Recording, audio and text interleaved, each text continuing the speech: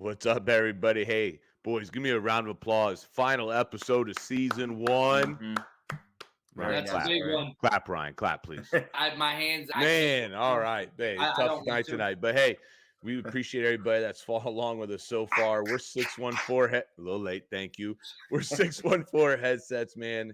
Tom Brady said it best. Football is unconditional love, and we couldn't agree more. We're 3 high school coaches from the Columbus area. We're excited what we have going on for you for season 2 coming up. Before we get into it, boys, how's your week been? Say hello. It's been good. A little hectic, but glad to be back on this show with everybody. Q4. That's crazy. We started this, almost a year ago? This point? May. Yeah. Episode 22. Months ago?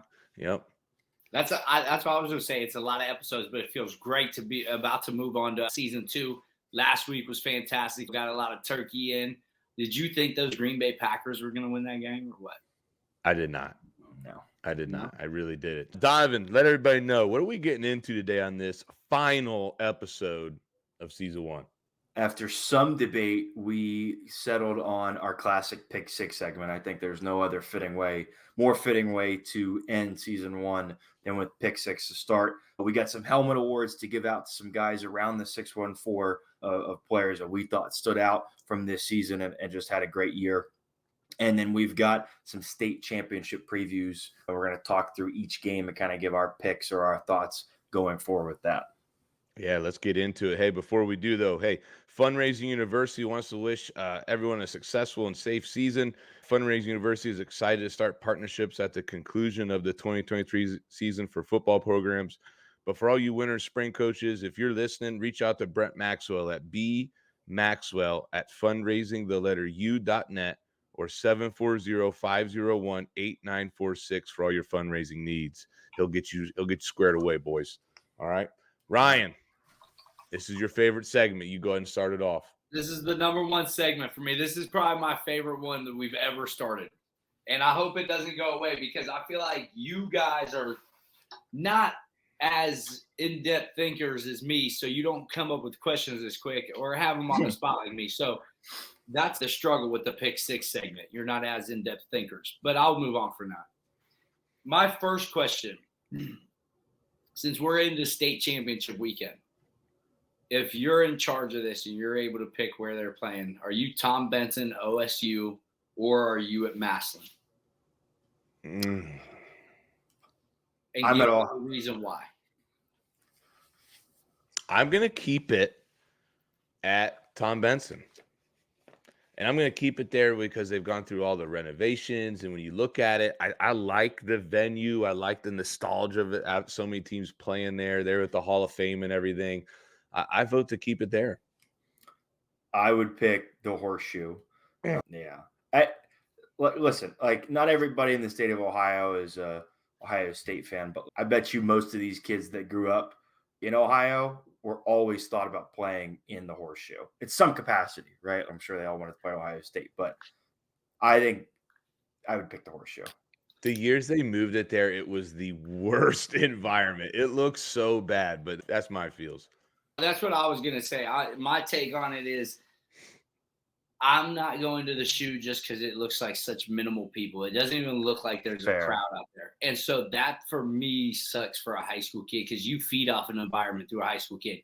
Then Massillon, it's tough to argue that one because of the fact that that's a high school team, you know what I mean, that's going to maybe play – or they're playing in it this year. They don't every year, but this year they're obviously playing it. So that would be wild to have a home field advantage with that. So I think Tom Benson's the best place, and I don't really care about the drive. Like state championship game day, I don't think a lot of schools are in session or anything like that, and I don't think that drive is something that's going to really set or put too much effect onto the game just based off of like my experience. I don't think the drive puts too much effect onto it, especially state championship game. If you ain't routed ready for that game, that's on you. I'm with you. I personally feel like you get to that game, the last thing you're going to be worried about or thinking about is, oh, no, we got to travel 2 hours to get to Tom Benson or Don't something you like that. want to and I think there's legends there. It's a legendary place. Like it's for football fans and for like me, I'm from Youngstown up Northeast Ohio. That's just a legendary place. They actually just re-upped it. I don't know if you saw it. They actually just re-upped the contract. That's what made me spark my question. Great question. 3 years, right? Huh? Next 3 years, I think. Through 2026. Yeah. Yep. So I like that move. I think it's a beautiful move, and the locker rooms are sweet in there. I played in there right when it was renovated in college. Was my last year. So it's great high school environment too. Like you can pack the stands there. It is good. It is a good venue. So here's my next question though. And this one might be a little hard to think of this on the spot, but if you're say you're a college AD at this point, right? Okay. And all these jobs are opening, what's the one coach that you're pursuing that doesn't really necessarily have a big job, but there's somebody? Who are you pursuing? Who am I pursuing if I have something open right now? All right, give me a second. As a head coach. And you can't be like, oh, I'm pursuing Nick Saban. You know what I mean? Like somebody that's becoming like somebody. You can't pick like Kirby Smart or Nick Saban or. Yeah. It can't be. Can they be a head coach of another program? Yes. Right. But it can't be like a legend already. I got one too. I'm going for the head coach at Utah. His name is escaping me at the moment right Kyle now. Whittingham. Thank you, sir. I am going for the head coach at Utah. I love like what they have built. I love their culture. I love that when they're healthy and they're cooking, they can compete with anybody. And I just think that guy and his staff in a larger setting, say, I don't know, one of these bigger venues that opens, like a Texas A&M, that has the money and has the capabilities. You go down to these guys who have won at smaller places and have beaten bigger teams. He would be my pick off the top of my head. Yeah, I'll stay in the Pac-12 too. Washington head coach would be good, but I think between him and Dan Lanning at Oregon, so we're in the Pac-12 as well. All right, so there, Dan Lanning ain't leaving though, man. No, that'll be your pick. You explain. I'll go with my second one because it was really close. Was still in the Pac-12. Kalen DeBoer at Washington.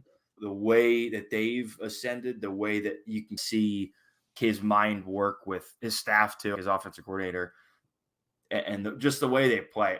Kalen DeBoer, I don't know if he'll stay at Washington forever. Going to the Big Ten probably helps and hurts that because you're in a bigger time conference, but like also it's not going to be any easier. So I don't know. That's one of those two guys. I just got a text message about a possibility that this coach is possibly going to a big school. And it's like a joking text, but not really, obviously. And so is the James Madison coach. Yeah. If you guys know who he is, he's been balling. He was at Elon. He turned Elon around, made them be able to be a very competitive school when he was there, then got the James Madison deal. When now he's turned that place, it's not much turnaround because they've always been successful. But at the same time, he's done a phenomenal job at that level. That would be another person. But Dan Lanning's my person that I'm pursuing 100%. I love his energy. I love what Oregon's able to do. And they've definitely shown that they're a great football team. You know what I mean? I think that they're a tough football team and they play hard. And you could tell the players like him. That's another thing. Like the players want to play for him and they like him, especially after the Colorado game. Is anybody pursuing Prime? Nobody in this group's pursuing Prime? Not yet. Here's my thing, though. Although they didn't beat anybody with a winning record and they didn't make a bowl game, you can't deny the fact, though, that it created a buzz in the program. They were competitive. Yeah, there's a couple games they lost by a score. You know what I mean? So, like, they're probably sitting around watching. They could probably go on one hand, under 5 plays completely changes their season, and they're probably bowl eligible. So I really think there will be a time where you see them. The one thing I was going to say is, it's escaping me now. I was holding out hope for Sean Lewis, man. I was holding out hope that Penn State was going to go after Sean Lewis. And my mindset was he'd be your OC, back up the gold truck for him, bring him in. And then you already have 2 guys that have been head coaches before, and they're your head coaches in waiting, and it puts a little pressure on James Franklin. Hey, buddy, is he going to stay? He just took the San Diego State head coaching job. Today. Yep. Okay. So that one that's why I didn't pick that one, because he went there, but I was really holding out hope for that. I think he does a phenomenal job. Like, he puts up points, and it's a flashy offense people want to be a part of. I think he's a hot take too. I think he'll just keep going up and up. I think you will Yeah. too. I'm really curious to see what happened at Colorado. Like, Yeah. why, when you're putting up the points and you're doing what you're doing, do you make a decision to make a switch late in the year that was somebody else? Like, to me, And the there's tight got to end be coach leaving right after the year is interesting. there's more to the story that went on there. Hey, Yep. great question. Go ahead, somebody else. Those are are two good. good questions, though, right? Those are Those good are great. ones. Yeah. All right, Dom, I'll get you my go two. ahead. Yeah, nothing to do with football. These are just more some mind twisters, mind benders. First one, what is a food combo that people eat that you absolutely can't stand? I'll give you mine, for example.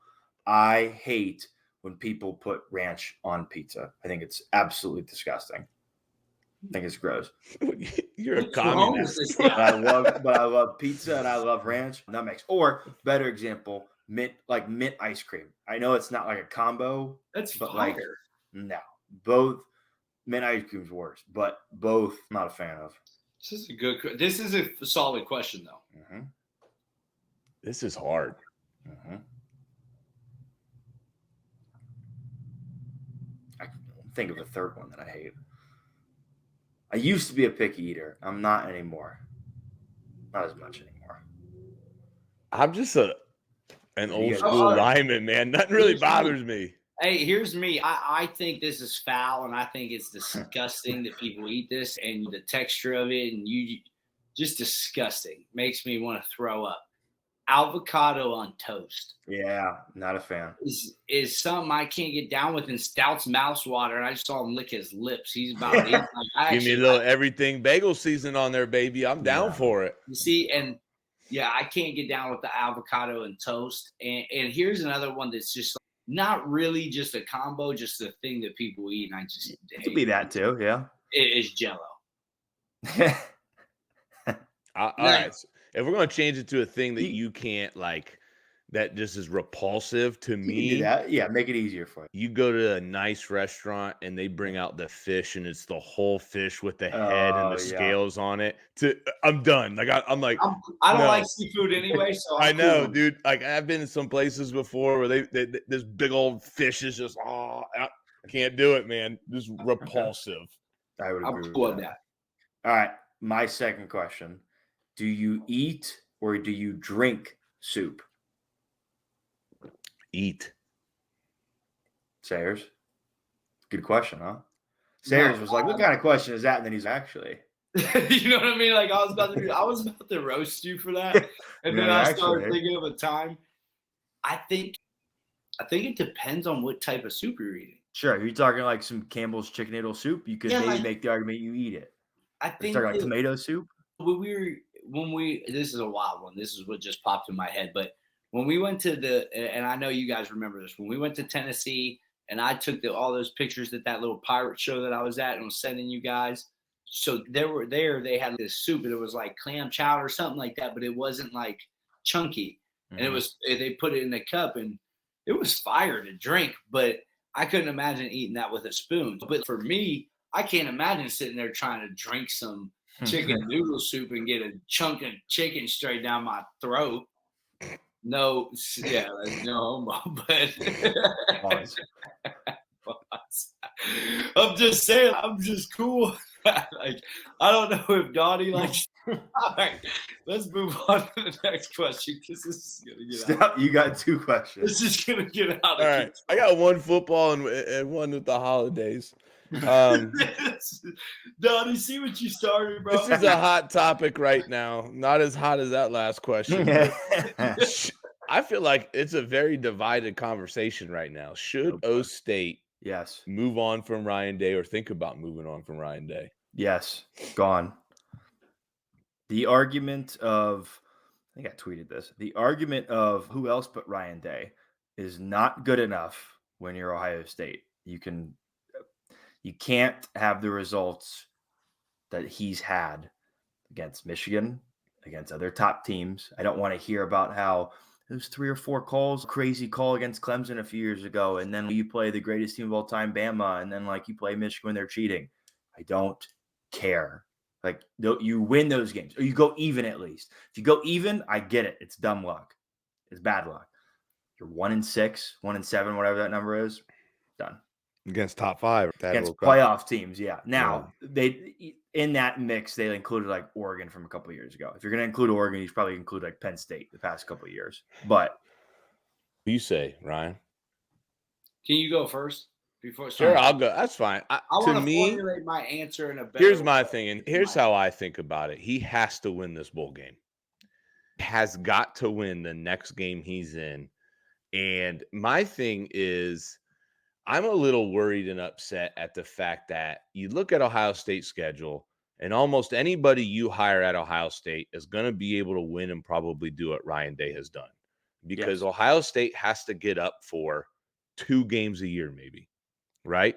We're talking about in the regular season, they probably on average have to get up for around 2 games, right? Okay, come on, Coach. But seriously, honestly, right now in his tenure, while he's been there, he has to get up for Notre Dame and Michigan this year. That's it. Maybe 3 if you include like Penn State, and then if they have a good non-conference rival, and then some better teams. Indiana gives us a hell of a game all the time. I'm averaging it. Okay, let's average it at 3. Okay, that's all. But here's my take: he's not winning any of those big games when it counts. He is calling games scared. He's a scared head coach. I'm with you. The thing I noticed after the game, or what stood out to me when the game was over and I was thinking about it, I didn't see anything that was going for the game. It felt conservative.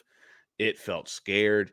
I didn't see them build on any of the concepts they have done early in the year. They didn't do any of the orbit counter, orbit sweep, set up an orbit, do something, right? They didn't stack plays from anything previously in the year or even in the game. And that's why, to me, I'm just like, I don't know, man. To me, I don't say he's got to be fired right now. I think you head into this bowl game, though, and if God forbid, if they get in the playoff, and I hope they don't, but if they do, or they play a quality opponent, he's got to win his next game. What sucks is that when they played Georgia last year in the playoffs, it seemed like he called that game with no fear, let it rip. Now, granted, you had CJ Stroud to do that, and so I thought going into this, you'd be like, okay, he's going to call games with no fear. He didn't. Some people would argue that it's because of the quarterback he had. I would argue it's his fault that they have the quarterback that they have. It's his fault. He botched the recruiting situation. He botched the Quinn Ewers situation. He picked Kyle McCord over JJ McCarthy. He picked Kyle McCord over whoever else. It all falls back on him. Gone. Shouldn't have been let back on the plane or bus, whatever they took in. Okay. Thank you, Donovan. You got me into my point of one of my arguments is, was a recruiting move to get Marvin Harrison Jr. to take Kyle McCord since they played in high school together? Was it worth it? Is that what you're asking? No, I'm saying, was that one of the moves that happened to where he botched it, as you say? Him picking Kyle McCord was botching it. I don't know if they like were a tandem, like they both had to go to the same place, because McCord was a 4 or 5 star recruit at the time too. So I don't know if it was like, you got to take my quarterback if I'm coming to Ohio State. I was just asking. He botched it. Because that was his high school quarterback. But here's my take on this, though. I think Ryan Day is a good offensive coordinator. When he was calling our offense, I think he was doing a great job as an offensive coordinator. I think as a head coach, helping call the plays, he's been a really conservative guy, as in he doesn't want to, you know what I mean? He doesn't really want to mess it up for us. He doesn't want to lose the game on that call, on this call, or let his players lose the game as in opening it up, as we would say. I feel like when he was the OC, he was trying to get some attention or get a job or something like that. But our offense was way more wide open. He was slinging the ball. He really had a great offense. I don't know if you guys agree with that, but I thought he opened it up more. And here's the thing. After processing and thinking a few days, tough to say, like, fire the guy with what his record is. But at the same time, part of me that hurts me is that he's not an Ohio guy. Like, that is something that I think is important at Ohio State. You have to be an Ohio guy, because this game means so much to you growing up. Like, I don't care I don't give. I could care less. I don't care if you're a Penn State fan. Okay, let me just throw that out there. But you grew up in Ohio. You know how much the Ohio State-Michigan game means, and you're cheering for one side or the other, no matter what. If you're from Ohio and your team's the favorite, like you have a different favorite team, but you're gonna pick one side or the other at that game if you live in Ohio, because that's just how it is. He's not an Ohio guy. He's not an Ohio guy. And so I think that's a mistake right there that we made when we, just let him step into place there. I would love for us to take Vrabel. Oh, my God, that'd be amazing. I would love for us to take him. He ain't ever coming to college, man. That's fine. Dude, you were saying that. I don't know. This is his last year of his deal with the Titans, from what I understand. They're not very good. If Ryan Day wins if Ryan Day wins next year, I say, because they're not going to get rid of him. Here's a fact. They're not getting rid of Ryan Day, and here's another reason why. Gene Smith is on his way out, right? And so does he really want to fire the coach on his way out and then to leave? No, if he had any stones, he would. But he's going to leave it to the next AD, and the new AD is not going to want to make that big of a decision right on the job. I'm with you. He's not going anywhere. I'm just saying the guy's got to start winning some of these big games. Yeah. All right, Stout, give us your next question.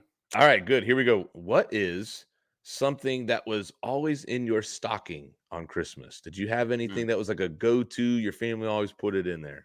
My family would always put in our stockings fruit at the very bottom. The classic orange. Yeah, and it was an orange.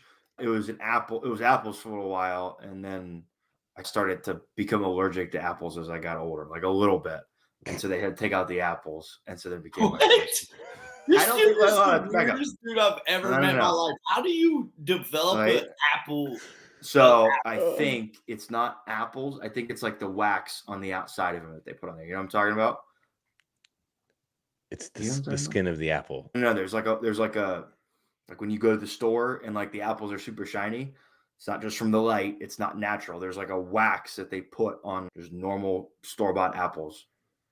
I'm gonna start calling you Bubble Boy. I'm telling you. This dude is ridiculous. Look it up. I'm telling you. Hey, I'm with you though. I always had that classic fruit orange and some of the different chocolates and stuff. And my stockings are hanging up. It just got me thinking. No, I agree. I've had a lot of chocolates. We didn't really do the fruit thing, but one thing that it always topped it off with at the very top, and like it was sticking out a lot because you can't stuff it down in there. It was socks and underwear every year. Mm-hmm. You know what I mean? My mom always topped it off with socks and underwear there because that wasn't a good gift to open, she would say. You know what I mean? When you open socks and underwear, you're like, okay, cool, thanks. You know what I mean? If it's in your stocking, you're like, sweet, that's at the top. You know what I mean? Let me dump this candy out and get to town. There you go. Good little gift cards, maybe, things like that. Those are always classic. Yeah, that's the perfect thing because, yeah. All right, you guys ready for our helmet awards? Let's do it.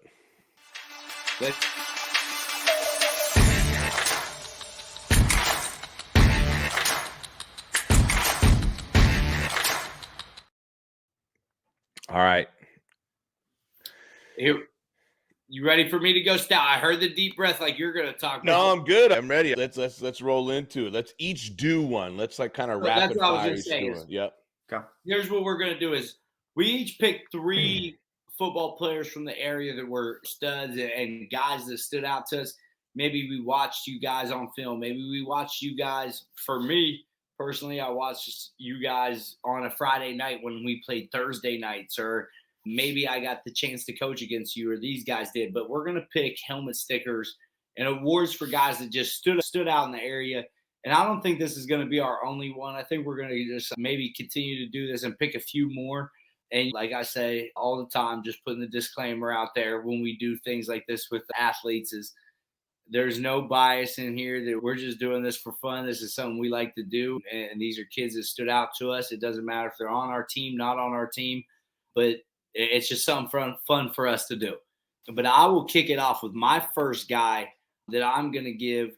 And it's going to be a guy, I got to move him up to number 1. Actually, I didn't have it in order. I know these guys are probably looking at the script, but I got to give my first guy that I'm going to shout out is Marquise Lucas.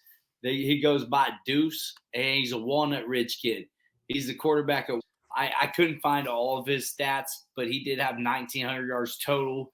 And he's only a sophomore, and he got first team all district. And to see him do that, and Stout, he was the one that I called you about the first week. And I was like, bro, you won't believe what this kid said to me.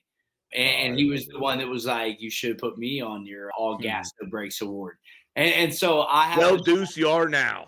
Yeah, so here you go, Big Cat. You get the helmet sticker. And here's the thing. He did a great job. And I will say he single-handedly beat us week 1. And that was my only loss during the season. And number 2 for them, he single-handedly beat us. Now, there was a lot of things, right? 22 penalties, 2 muff punts, whatever. And, there was a lot of things we did wrong. But at the same time, their game plan was to drop him back, run our corners and safeties and guys off the line, and let him just run the ball.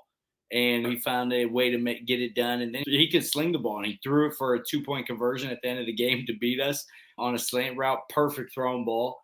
Probably the only ball that receiver caught all night. I think he had 10 drops in the night. He did a great job, and I just wanted to shout that cat out. And I think he's representing the city well. As in last year, he was a freshman, bro. And I don't know if you guys read this story, but this dude never wrestled before. And he plays basketball. So he went and played basketball, but he also wrestled. He won the city by just coming out to wrestle for the city. Then he won districts, and he played in a basketball playoff game the same day he won districts. Jeez. He's a dog. And he's only a sophomore this year, and he's a big boy. I told him, I think after the game, I walked by him, and I told him, I was like, you remind me of Dante Culpepper. Big old thick boy that can run and throw. It was just, that's all I could think about when I was watching. Awesome analogy or comparison. Like, that's great. That's what I had to tell him. But go ahead. Who's next? Donnie or Stout? I guess I went to the defense, and the same thing. I tried to spread it around to some. Picking 3 was hard, man, especially when you try to look into other divisions and things like that. I went with Hardly Hannah, middle linebacker from Canal Winchester. 173 tackles, 37 TFLs, 14 sacks, 3 interceptions. He was the Division II All-District Defensive Player of the Year. I watched his film, just a throwback linebacker. I wanted to show some love to the defense and show some love to some other divisions and things. And to me, he stood out. He's the guy that I went on my team. Yeah, I'll stick with defense then for my first pick. Jalen Joyce from Groveport. Played D tackle, played D end a little bit, had 72 tackles, 11 sacks, 30 tackles for loss, was first team all OCC and first team all district, and was the OCC Buckeye Division Defensive Player of the Year. He was a monster. Popped off film, gave us problems when we played him. He was really just an explosive player at that position. And he's only a junior. He's got another year left at Groveport. So I think he's going to have finish up with a great career there next year as a senior. He's sneaky, explosive, and fast, man. That's the thing about him. I just watched his film. I just watched it when I was sitting on Twitter. That's one kid that I came across, and I watched his film. And that's funny you say that. I feel like the world's just such a small world and things just happen. It's funny. But I just watched that film yesterday because did he get an offer recently? I don't know if he's gotten it yet. I don't know. Maybe his film was just posted, but I just clicked on it. And I watched it, and this kid was getting off the rock. Mm-hmm. That's all I know is he was getting off. He's quick. And he was making plays. But I'll move on to my next guy, and I'm going to switch it over from the defense side. I'm going to go ahead and go with this guy. I'm going with the 2 teams that beat us this year. We got 9-2. The first 2 teams I'm going to talk about have kids on them, and they're the ones that beat us. It's Nate Seavers, and we talked about him before on here. This guy, so he posted something on Twitter the other day, and I got to look at it, and it was his career stats and his career awards. And it's pretty crazy, the player of the years and the stats that this man put up at Big Walnut. And I don't think that he's getting the offers that I think he deserves. When he played against us, and I'm going to tell you this, week 11, Big Walnut was rolling, but this man was running that ball against my defense. Hey, when you call an 8-man pressure and they still bust one and he's patient enough to wait for your blitz to go by, or they just put 1 foot in the ground and just go get 6 yards, 4 yards. He was wearing us down, then able to hit the big one. Not only that, This dude caught this wheel route as my best corners hitting him with my safety over the top, like colliding with both of them. We're the best position ever on a 3rd and 18. And he comes down with it on the 4-yard line. Just making unbelievable plays. I think he's just a dog. I just have to shout him out for this. He was the 2021 and the 2023 District Player of the Year in Central Ohio. He was the 2021, 22, 23 All-State. I put 23 in there. He has to be All-State. There's no way. It's a good assumption. Sorry, I put that in there for him already. And then he was 21, 22, 23 County Player of the Year. He had 5,898 rushing yards, 98 touchdowns, and 7,036 yards total, all-purpose yards. Tell me that's not crazy. It's crazy. I feel for having to replace all that production. It makes me get a little queasy thinking about us too.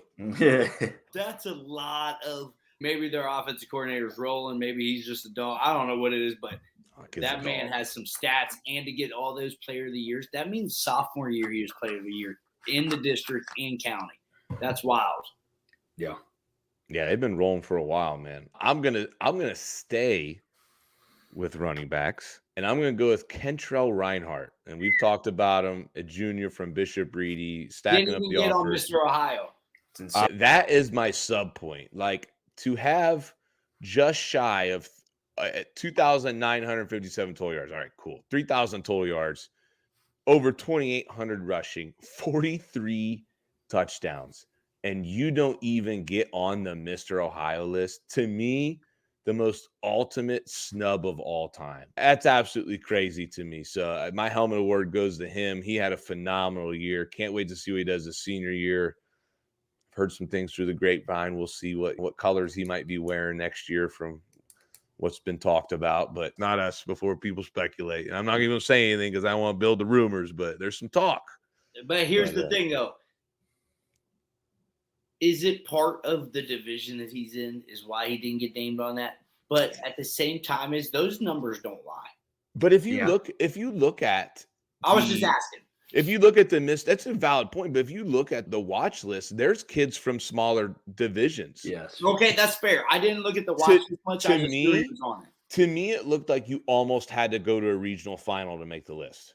Because even the kids on the smaller divisions, they were teams that went further. Now, his stats are just up there or more than all of them. But to me, it looked like the committee made it be like you had to take your team far in the playoffs, which I don't agree with. I think, like you said, his game speaks for itself. Yeah, those stats are wild. I'll stick on offense. I'm going to go to the quarterback from Grove City, Matthew Pappas. Finished season 71% completion rate. Pappas, that's right. Pappas, Matthew Pappas. Thank you.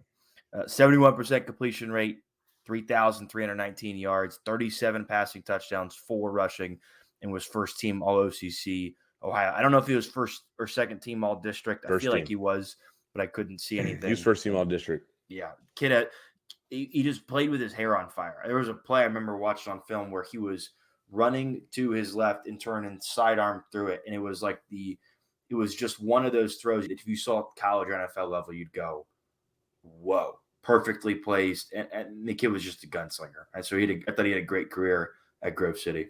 Moxie. He's got moxie. I talked about him. You remember he was one of my earlier guys too. Yeah. And I saw he played you guys very tough, right? Like at the end of the year in that playoff game. And that's how you know that cat got it. He's a little cold-blooded cat, and I think he plays hard. And watching this film, he does that. But here's where we'll go to our third one. And my third one, I'm gonna go over to the defensive side, which obviously I love defensive guys. I love D-line. Love it, love it, love it. I would do anything to play one more snap on D-line. That's the best position in the game. We used to bully cats like little bros. But we'll continue on from that. I'll have to go with Angelo McCallum from Pick North.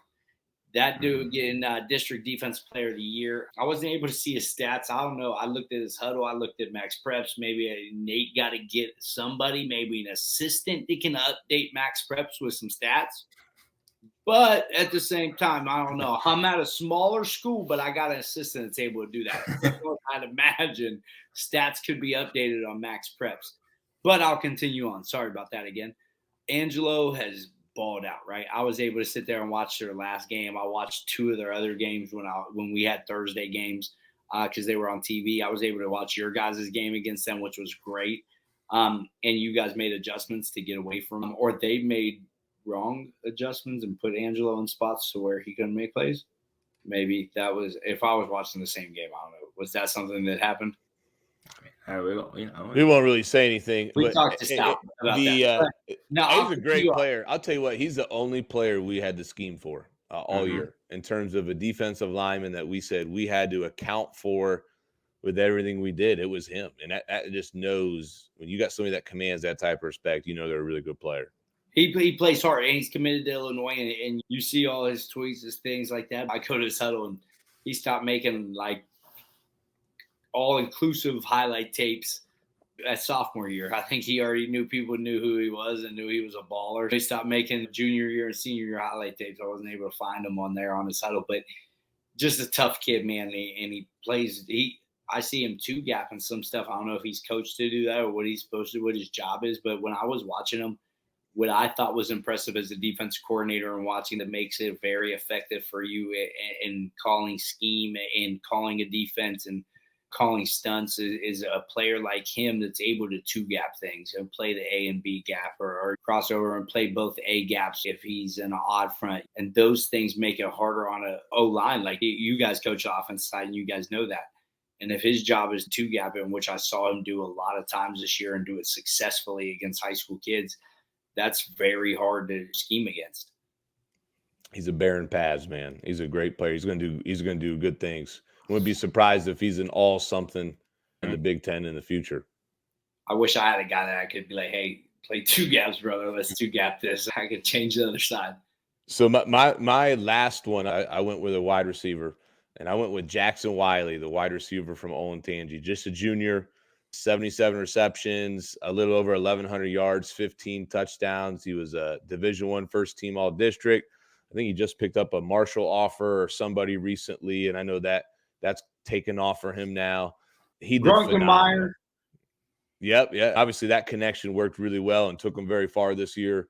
But that was one of the wide receivers outside of some others. We could have definitely thrown our guy Jalen Scott in the mix with those stats as well. And he's related to my linebacker. Jalen Scott is. I figured that out, and my linebacker was all District Cat. He's a dog too. That's just in that blood over there. It must be. But he was one that stood out to me, and I would give him a helmet award for on the offensive side. I like that choice. Yeah, I was debating whether or not having a third one, but I had to throw one of our guys in there, Ben Morris, a 3-year starter for us at left guard, 30 pancakes on the season. I think he gave up 2 sacks total in 13 games. Started both ways, and probably, Stout, you correct me if I'm wrong, if I had to average, probably played 60 to 70 snaps per game, sometimes more, sometimes less. Kid was a guy that held down that spot for 2.5, 3 years. What number was he? 68. I think did you just tweet him or something or retweet his stuff? Yeah, I posted a picture. I think you posted something with him. Yep, I watched something with him. He's the guy that hasn't gotten those offers, didn't get all the awards and recognitions, but is a guy that I personally think, based off of the tape, it was one of the best interior linemen in the city of Columbus and played against some of the best players, maybe some that you mentioned, and more than held his own. That's my last helmet award, was Ben Morris. I like that. That was a good. I like that session right there. That's a good little helmet sticker award session. Mm-hmm. We get to talk about guys that we don't necessarily coach. Donnie Mac, that's cool that you guys had a guy. I'm sure I'll slide one of my guys in there sooner or later. But I had to show love to the 2 teams that beat us, like Nate Seavers, Marquis. It's tough, man. Trying to pick three is hard. I almost wrote honorable mention down for us, but I didn't because I know then the list would have just kept going and going and going. I'd have made 3 more honorable mentions. I know. So I didn't do it. I stayed away from picking. We could have thrown a lot of different names out there. There were guys out there all over balling out this year. And it's crazy too. Columbus underclassmen are stacked. There is so much talent still coming back, and it's going to be exciting. Well, it's going to be fun for multiple years to come in Columbus, Ohio. And speaking of, it's the most fun time there is. Let's get into talking about the state finals. All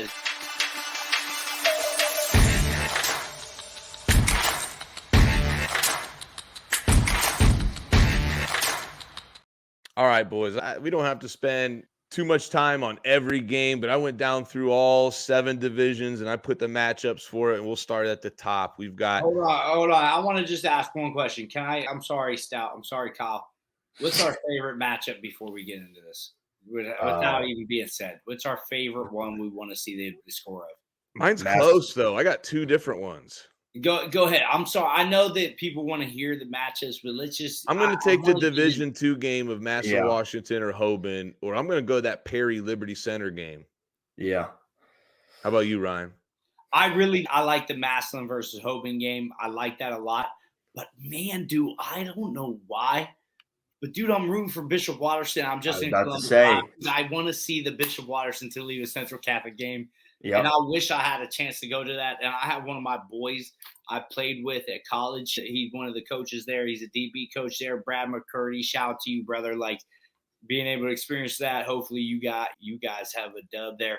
That's everybody's gonna say the Akron Hoban Massillon game. That's the one I want to see the score of. If we're talking the number one game we want to see the score of, 23-point favor for TCC. I don't like it. I like it's a little generous. And Watterson torched us in a 7-on-7 early in this year. They were bullying us. They seem like a team of destiny almost. Like they're very committed. I know they brought back a lot from last year. They've been speaking the state championship all year, and they've willed themselves to this point. I'm with you. I think that's a big spread. Toledo Central Catholic has been there, done that, and they're really good. But obviously, either way, rooting for a Columbus team, though. You know what I mean? Yeah. We got to root for a 614 team. Absolutely. Yep. So go ahead, Kyle. That's fine. I love it. Let's start at the top. Division I, Lakewood St. Ed's versus Springfield rematch. Is this a 3rd year in a row? Yes. 3rd year in a row. St. Ed's favored by 24. And it's funny, when we started this segment and started talking about the playoffs, I said, could Springfield be that St. X team that went 5-5 and rattled off the next ones? You stole my thunder, Kyle, because I was going to bring that up, and I wanted you to remember that I remembered that, and that's where I was like, bro, Kyle was right. And we said, and I even said it, I think on that podcast, hey, Mo Doug does a great job over there. Mm-hmm. And they've been deep to that playoff game. There's younger classmen that have played deeper and later in the season. It's just a different type of ball game there. And I think, dude, I want to take Springfield this year, man. I really want them to win this game. I'll take them like against the spread. I think you give me 24 for Springfield plus 24. I'll take that all day. In the end, get money line with them. To me, it's the St. Ed's defense. I'm not taking anything from their offense. They do a lot of great stuff too, because anytime somebody can just show up and run wide zone and veer and mix in a little gap scheme power read and just boom, they're really good. But that defense is phenomenal. I think it's a big spread too. Obviously, they've been destined to get back here again. Springfield Wildcat into my veins. That's it. I hope they can, man. I really do. I'm excited for them. I would love to see them finish that off. The game that starts tomorrow, boys, Division II, Massillon, Washington versus Akron Hoban. I got to be honest. It looked like Akron Hoban wasn't going to get past Avon. I'm taking Massillon, Washington in a blowout. I don't care what anybody says. I'm taking it that's 9 points. If anyone wants to take me on a $10 bet, and I will give you guys right now, I'll give Akron Hoban 21 points. I'll take it. Deal. Done. $10? $10. Deal. So he gets 21? Yeah, Is that the terms of the deal? You're spotting him 21 points? Hoban 20.5, because if we win by 20, Massillon wins by 21, 20.5. So that's fair, right? Yeah, I think it's very fair. Yeah, I'll take it. I'll give you 20.5 points. I would have done it. I like Massillon too, man. They just a team on a mission, and I think this is the year that they're going to figure it out and do it. So I'm with you on the Massillon train. Are you willing to negotiate lower though, Donnie? No, you're locked in, brother. I said it. I would go. Yeah, I would have done it if you would offer a different number. I would have done you stepped into the batter's box with that bold take, baby. Yeah, that's cool. I'm gonna take mine. I was just Can I ask as a businessman that's not really a businessman? No, you're locked in. 20 and a half. We got documentation. I'll throw it in there. We went with the D3 game already a little bit. Division 4, a team that we got to go see in person and scrimmaging, and honestly, next to Lakewood St. Ed's, it is the biggest team I think I've ever seen in person. Cleveland Glenville versus Kettering Archbishop Alter. Now, Glenville's only favored by 6. I'm taking Glenville again. Yeah. You taking Glenville again? I bet it up till 9.5 if it were up to me. I like Glenville in this just because the athletes I saw with, dude, I'm going to tell you right now, it's really tough to stop those guys. I was watching, what did I watch at the beginning of the year? Brownsburg scrimmage, maybe? Maybe that's what we went and watched, and I was like, holy cow. I remember walking out. No, I didn't go to. Somebody sent me a video of them. There was some that I was able to watch at Glenville in a 7-on. And I remember being like, wow, those receivers are huge. And I was like, also, then you were able to see their O-line that was over on the other side. It was a little deeper than what we were able to see on film, but I looked and it just looked like they were mauling the kids in the background. Not a lot of people watch background film, but I was watching that. I'm like, these guys are huge. And correct me if I'm wrong. I don't know, Stout, you said that, but that's what I thought on just like film. It's one of the biggest teams I've seen just across the board, just big, strong. They've got a big back. They've got a fast back.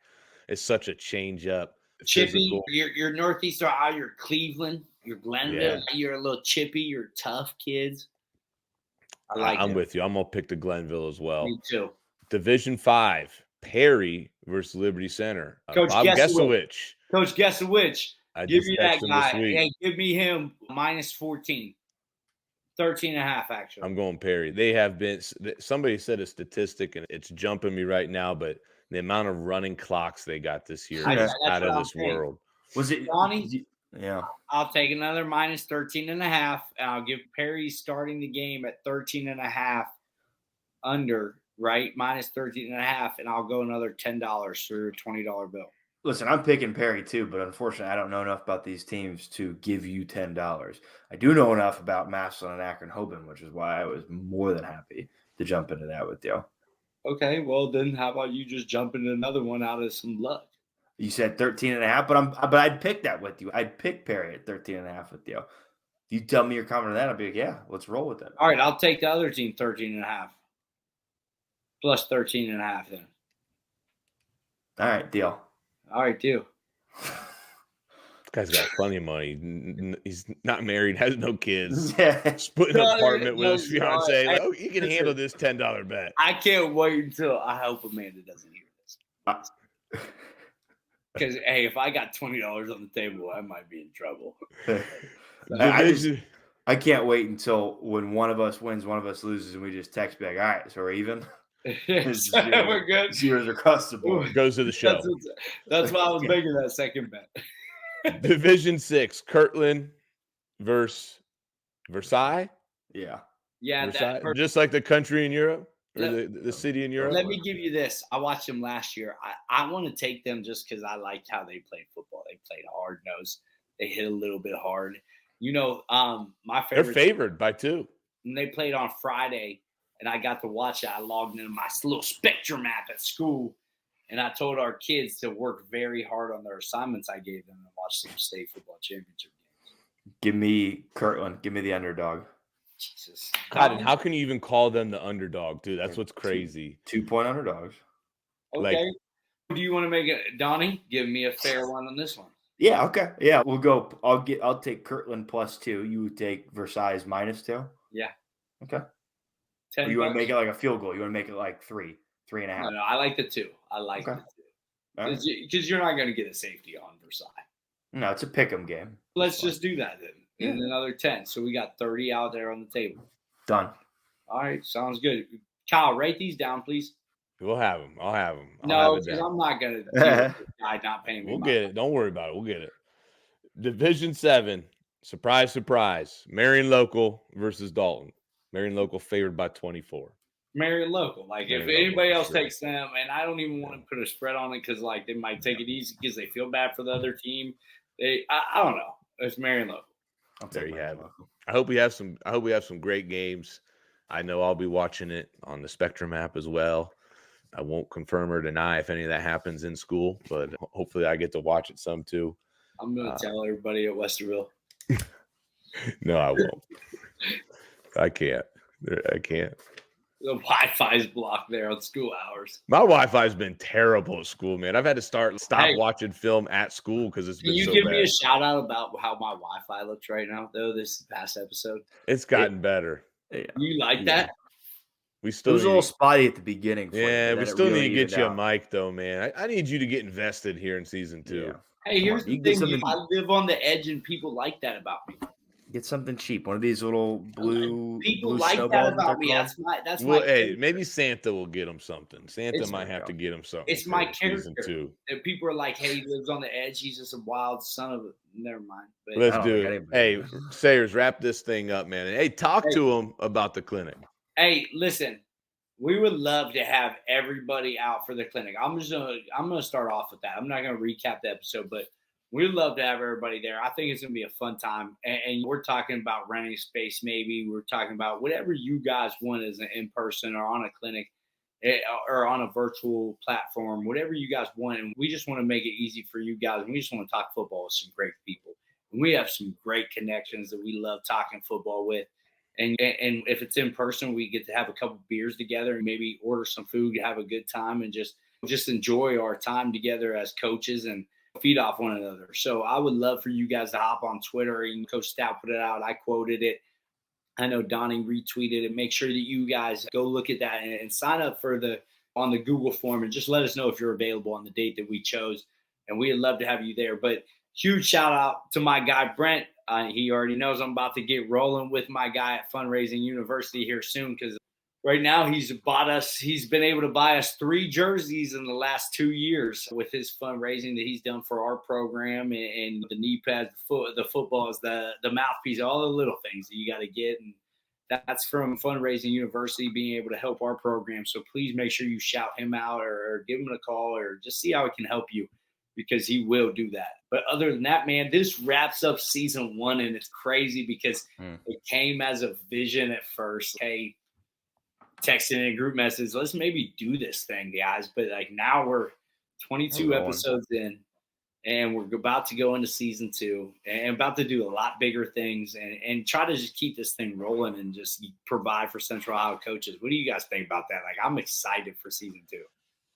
It's crazy what we've learned and done along the way, and there's some ups and some downs, and it's been exciting, and how we're just nestling in what we do. I'm excited for the clinic. January 27th, like I said, we want to try to do it in person and a virtual stream at the same time. You signing up lets us know it's something you're interested in, and by that shows us how far we can take something too.